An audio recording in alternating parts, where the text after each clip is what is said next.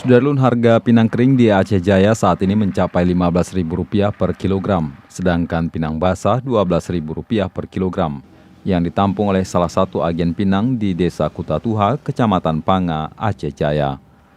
Pinang tersebut ditampung dari petani dari semua kecamatan di daerah itu, bahkan dari luar kabupaten seperti Woila, Aceh Barat.